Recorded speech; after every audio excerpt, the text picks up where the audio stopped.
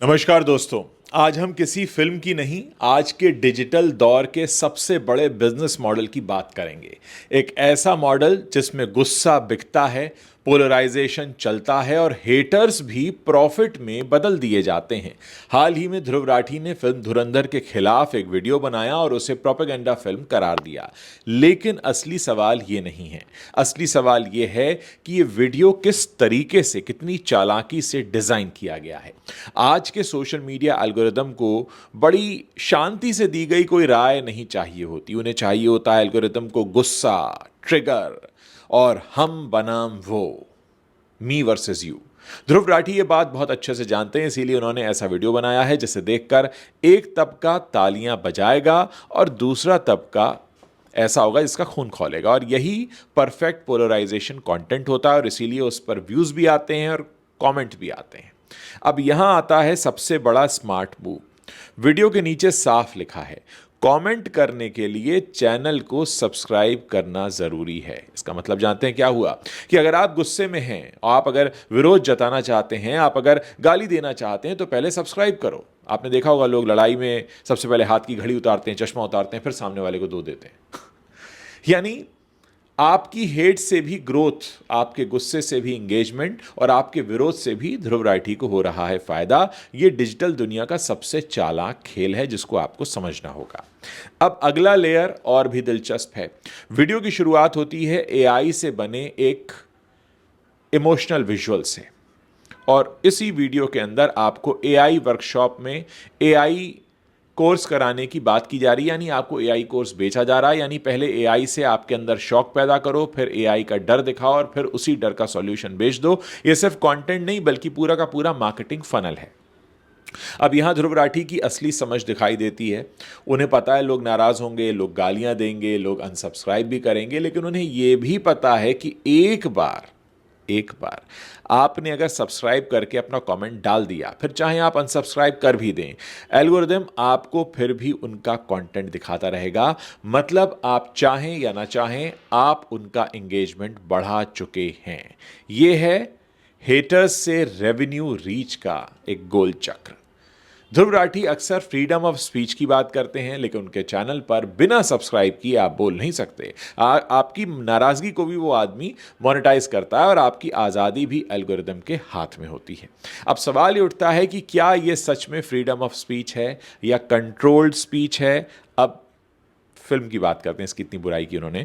ध्रुव खुद ये जानते हैं कि धुरंधर इसीलिए नहीं चल रही क्योंकि वो प्रोपेगेंडा है। फिल्म चल रही है क्योंकि उसकी स्टोरी टेलिंग स्ट्रांग है, नैरेटिव बहुत ग्रिपिंग है और ऑडियंस कनेक्ट कर रही है। हाँ, हम उस फिल्म में दिखाई गई मनमोहन सरकार की आलोचना से सहमत या असहमत हो सकते हैं, लेकिन असहमति प्रोपेगेंडा है या सहमति प्रोपेगेंडा है, ये लॉजिक बड़ा खतरनाक है। सबसे बड़ी समस्या ये है कि हम दर्शकों को मासूम और बेवकूफ़ समझने लगते हैं। जैसे ये फिल्म देख ली तो लोग बहक जाएंगे, लेकिन सच्चाई ये है कि आज का दर्शक सवाल पूछता है, तभी तो ध्रुव राठी उस पर लगाम कसते हैं, तुलना करता है और सब कुछ आंख बंद करके नहीं मानता।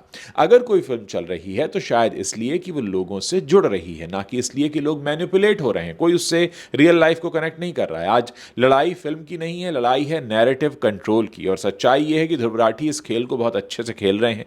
वो अपने हेटर्स को, इनफैक्ट अपने हेटर्स को ही अपने बिजनेस मॉडल का हिस्सा बना चुके हैं। फैसला आपका है, गुस्से में सब्सक्राइब करके गाली देना है या समझदारी से डिसएंगेज करना है। क्योंकि आज की डिजिटल दुनिया में अटेंशन सबसे महंगी करेंसी का होता है। जी हाँ, अटेंशन बहुत महंगी करेंसी। और धुरंधर प्रोपेगेंडा है या फिर ये सिर्फ एक ऐसी फिल्म है जो कुछ लोगों को असहज कर रही है? हर फिल्म का एक अपना दृष्टिकोण होता है, हर कहानी न्यूट्रल हो भी नहीं सकती। अगर ऐसा होता तो गांधी भी प्रोपेगेंडा फिल्म कहलाती, शोले भी और शायद हैदर भी। सिनेमा का काम है सवाल खड़े करना, ना कि हर सवाल का सरकारी जवाब देना। हाँ, अगर आज हर फिल्म से ये अपेक्षा रखी जाए कि वो सभी विचारधाराओं को बराबर खुश करेगी, तो फिर सिनेमा नहीं, वो सरकारी नोटिस बन जाएगा। अब एक अहम सवाल ये है कि क्या ध्रुव राठी हर वैचारिक फिल्म को प्रोपेगेंडा कहते हैं? क्या लेफ्ट लीनिंग सिनेमा पर भी वही पैमाना लागू होता है? क्या सिर्फ वही फिल्में समस्या हैं जो लोकप्रिय हो जाती हैं? जब कोई फिल्म बॉक्स ऑफिस पर चलती है तो वो सिर्फ फिल्म नहीं रहती, वो सांस्कृतिक ताकत बन जाती है और शायद यही बात कई लोगों को असहज करती है। ध्रुव राठी को अपनी राय रखने का पूरा हक है, लेकिन सिनेमा को सिर्फ राजनीतिक चश्मे से देखना उसे छोटा कर देता है। फिल्में अदालत नहीं होती, बल्कि वो सवाल होती हैं, और सवाल अगर चुभे तो शायद वो ज़रूरी भी होते हैं। आप क्या सोचते हैं? क्या धुरंधर एक प्रोपेगेंडा फिल्म है या एक दमदार सिनेमा है? अपनी राय इस वीडियो के नीचे लिखिएगा ज़रूर। साथ ही मैं आपसे भी पूछना चाहता हूं कि अगर ये फिल्म इतनी ना चल रही होती तो क्या ध्रुव राठी इस पर वीडियो बनाते? ध्रुव राठी की दिक्कत कहाँ से शुरू होती है? वहाँ से शुरू होती है जहाँ आदित्य धर ऐसा सिनेमा बनाते हैं, या वहाँ से शुरू होती है जहाँ ऐसा सिनेमा चलने लगता है? ध्रुव राठी अपने वीडियो में सीधे सीधे नरेंद्र मोदी पर भी निशाना कसते हैं और बाद में कहते हैं कि वो तो एक फिक्शनल है, इंस्पायर्ड फ्रॉम ट्रू इंसिडेंट्स है। देखिए, हर फिल्मकार के पास, हर कहानी कहने के पास, कहानी कहने वाले के पास इतना फ्रीडम होता है। समझने वाले, देखने वाले बेवकूफ़ नहीं हैं। लोग इसलिए नहीं जा रहे हैं। क्या आप ये कहना चाहते हैं कि जितने राइट विंग सपोर्टर्स हैं उन्हें ही धुरंधर पसंद आ रही है? ऐसा कुछ भी नहीं है। बहुत सारे मेरे ऐसे मित्र हैं जो राइट विंग के सपोर्टर नहीं हैं, फिर भी उन्होंने कहा कि क्या क्राफ्ट है। खुद ऋतिक रोशन का देखिए ना, ऋतिक रोशन का जिक्र तो उन्होंने खुद अपने वीडियो में किया है कि ऋतिक कहते हैं भले ही मैं इसकी राजनीति से कन्विंस्ड हूं या ना हूं, लेकिन मैं इस फिल्म मेकिंग क्राफ्ट की उनकी तारीफ करता हूं, और आदित्य धर को इसी बात की तारीफ मिलनी चाहिए। आदित्य धर ने सच दिखाया है, इसके लिए उनको तारीफ नहीं मिलनी चाहिए।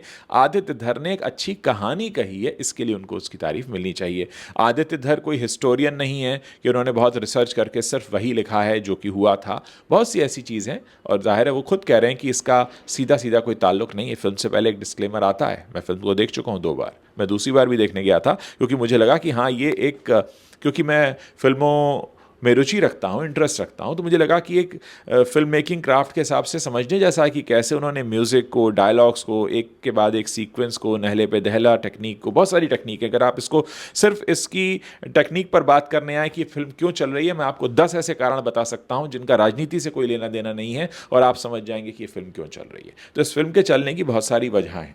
फिल्म बनाने का जो एक तरीका होता है, कहानी कहने की जो टेक्निक होती है, आप कैसे लोगों को बांधते हैं, कहाँ पर म्यूज़िक आता है, कहाँ पर डायलॉग्स आते हैं, कहाँ पर लोगों के अंदर क्यूरियोसिटी बढ़ती है, कहाँ एक्साइटमेंट आता है, कहाँ कहानी नया मोड़ लेती है। ये आसान काम नहीं होता कि इंटरवल से पहले आप लोगों को 2 घंटे रोक कर रख लें और इंटरवल के बाद भी लोग 1.5 घंटे बैठे रहें। इसके लिए तारीफ होनी चाहिए आदित्य धर की, न कि इस बात के लिए कि उन्होंने राइट विंग का प्रोपेगेंडा किया है या लेफ्ट विंग का प्रोपेगेंडा किया है। ये बहुत ही बच्चों वाली बात है, और ध्रुव राठी ये वीडियो नहीं करते अगर ये फिल्म नहीं चलती।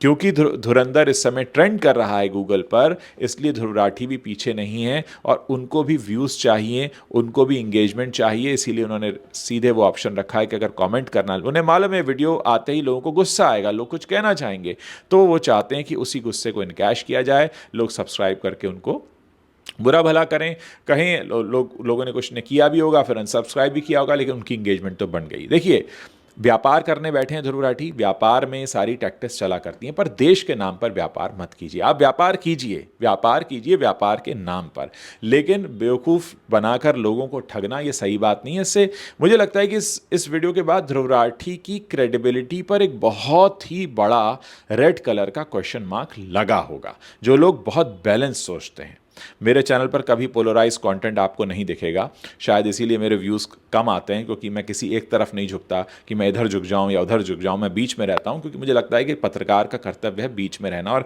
आज भी ये वीडियो मैं बीच में खड़े होकर कर रहा हूं और बता रहा हूं कि ध्रुव राठी ने जिस तरीके की सोच के साथ ये वीडियो किया है, वो बताता है कि कहीं ना कहीं वो एक तरफ झुक रहे हैं।